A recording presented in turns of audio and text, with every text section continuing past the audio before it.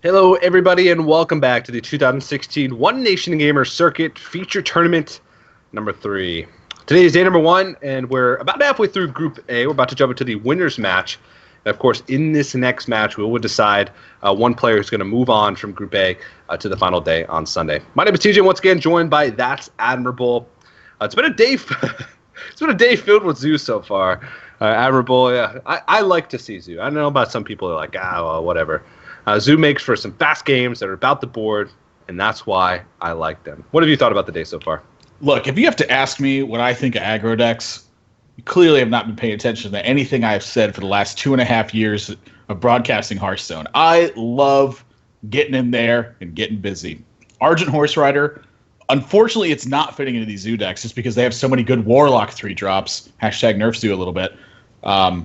But anytime I get to play decks that are aggressive, I love to do so. And now, granted, I love to tank up too, but for me, it's one way or the other. There's no in between. I don't like to play like the little slow, intricate little combo things. I'm not a rogue guy. I'm not. None of that for me. It's either get on the board, start punching, or tank up. We're playing for 30 minutes. Tank up or going upstairs. Those are the only two options for, the only two settings. But yeah, looking at these two guys here, both had very impressive performances in their first matchups, and different deck lineups. From what we've seen, Just Saying had a more actually no, we didn't actually see Just Saying Shaman, but I'm guessing that it's more mid-rangey, whereas Chaki's is maybe slightly more aggressive. They're probably very similar. I mean. It's like burn spells. I mean, that's pretty much it. Like, even a lot of mid-range shamans will run Flame Wreath Faceless nowadays. So Chucky has Argent Horse Riders. He has Lava Bursts. Whereas Just Saying, I'm not sure. He could be running aggro, but I think he usually favors that mid-range. Yeah, I know likes to practice a lot with Amnesiac, who tends to favor sort of the slower builds of the shaman. So to see Thunderbluff Valiant and Hex in his build wouldn't surprise me too much. To me, the story between these two is we just saw Just Saying take down a Zoo very decisively. We saw Terrence look like he had kind of a similar lineup, ended up falling to Zoo. So Chalky had beaten a similar styled lineup. Just Saying had just beat a lineup like Chalky's. Now we get to find out which of the two of these is going to succeed versus each other, given that both of their game plans, despite being opposite, had won their match. This is a good one to me. Yeah, this is going to be really good. And different paths as well. We talked about it a little bit, but Chalky, of course, actually qualified through the feature tournament through his open tournament win in open number 6, I believe, which was the last one. Just Saying, of course, being one of the invited players to this week, along with Terrence M for Group A. And so, a little bit different roads for these guys, but Just Saying has proven his worth. And, speaking of open tournaments, if you guys want to participate in more open tournaments, the One Nation Gamer Circuit is sort of the way to do it. It is limited to U.S. only, but if you're in the U.S. and you want to sort of get your feet wet with open-style tournaments, then head over to One Nation Gamers or geico.onog.gg and sign up for the next Open, which I believe takes place on June 16th. There's still 4 Opens left throughout the rest of the year. That's 4 more chances to qualify for the feature, 4 more chances to qualify for that LAN Finals at PAX Prime, and get your hands on some of that $1,000 prize pool per Open. So I know I haven't had much of a chance to play in open tournaments lately because of my schedule.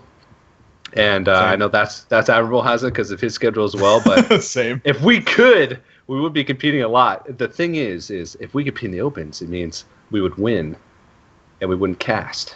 Then no one would cast. And no one would cast. Yeah, it would just be me and Admirable winning all the Opens. Yeah, with, we could with cast no our own commentators. games. Yeah, I've done that before. Yeah. Cast ourselves being good. Do you remember that event? It was like way back when people would get really angry at pre-recorded events when they took place because it was the only way to edit them because there was no spectator mode. No spectator, yeah. And so I got asked to cast an event and I was like, I did play in this. Yeah, that's me. I go, yeah, that's fine, just do it. And I was like, all right, let's give it a go. It worked out pretty nicely, but spectator mode made things really easy. I know in order to do live tournaments, what they had to do was like encode the stream onto like live onto a hard drive and then play the replay back at like a 10-minute delay and sync them up together. It was nuts. So if it wasn't for Milkcast, there would have been no Hearthstone esports at the beginning. It just wouldn't have happened. What in the world is in Just Saying's hand? Okay. I mean, I know I said he's a control player. I know I expected a slightly slower shaman, There's a Stormcrack, 2 hexes, and a N'Zoth in his hand.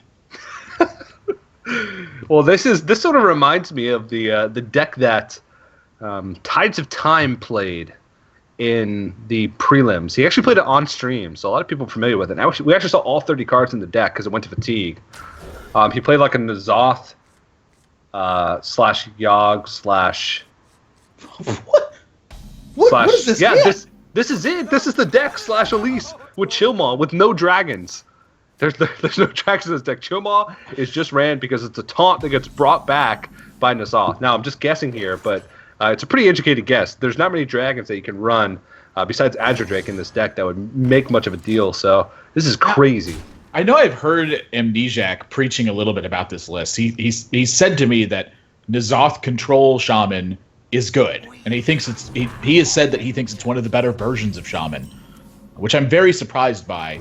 And we're gonna have to find out if it's one of the better versions, because this is a serious hand from Chalky in this game. Yeah. And Lightning Storm's a great card, but it doesn't really hit 5 health very often.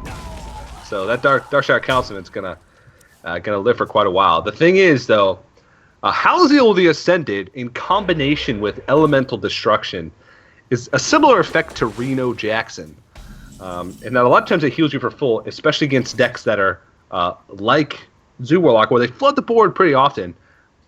And it's very crucial to their win condition.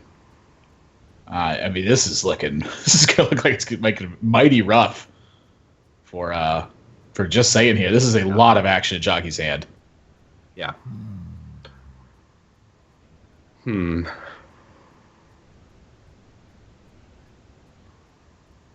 Well, he's going to fit in a tap, because otherwise he would just play 3 1-drops this turn, which is not the strongest of plays, especially since he knows that, well, he might know that this is a more control-oriented deck. He's got to have that read by this point. He wants to make sure he paces himself with this damage. But that's a really slow start for a deck that wouldn't be Control Shaman. It'd either be a Control Shaman or a mid-range Shaman with all the Thunderbolt Valiants and things from below early on, so. Yep, he's just going to load up the board here, and honestly, Lightning Storm's not looking too good here. It'll leave 3 minions behind, and now with that Lightning Bolt, though, he can actually make sure this Councilman doesn't stick to the board. I think this is a very important draw here from Just Saying.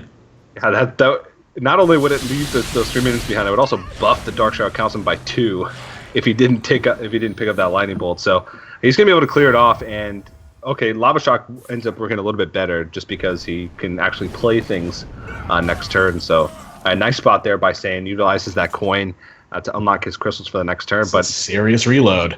Yeah, he's still going to be under some heat here. I mean, some heat. This is double Knife Juggler is one of the scariest things that can happen after you just use your Lightning Storm. Mm-hmm. This is bad news for Just Saying. Yeah. Goodness gracious, this damage is real. Power Overwhelming is the last card in hand for Chalky as well. I mean, this is potentially threatening lethal next turn. Yeah, if he picks up a minion, or even just another burn spell here. Just saying. Just Saying's hand is. Oh. Yeah, he doesn't really have a way to do multiple things here. If he wants to Lightning Bolt down one of these Knife Jugglers, he has to play Elise as his minion, which doesn't help him right on the board. It does put a body that can contest next turn, but what he's worried about is dying. And so he has to go for it. But it definitely doesn't feel good, because it also makes his next turn he's going to be in the same position. He's going to have 5 mana with, just a clunky hand filled with lots of medium-sized drops. Oh, geez. Now that will be hexed, but I mean, I can't imagine Chalky life tapping this turn if you're drawing that. I think the question here is whether or not you Power Overwhelming and take out this Elise. Well, he wouldn't be able to play Sea Giant. Well, I'm saying you play the Sea Giant and then Power Overwhelming. Yeah. Do you do that this turn? I mean, this is a real consideration, because Knife Juggler sticking around, I think, could potentially represent more damage than the Power Overwhelming could. But at the same time, if he uses Power Overwhelming, now his Leroy draw is not going to be lethal. And Lightning Storm picked up for Just Saying, but he's a mana off of Lightning Storming and taking out this Sea Giant. So this is going to be Hex.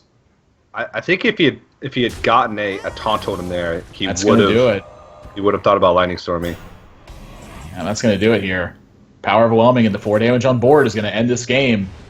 Chalky, very clean victory from him. I mean, the no trade on the Elise is definitely the better one here. Just understanding that he needed to have not multiple things outside of that cleared this turn. It's just the very obvious ones. And so just takes a very decisive game number one. Even in the face of a lightning storm there, pretty convincingly wins that one. I mean, forced a Hex with Sea Giant, let his Knife Juggler die, and then still won the game. Just kind of an easy. He had life tap going afterwards on that. I mean, just saying, needed a lot of things to go right to recover from that board position. Such a weird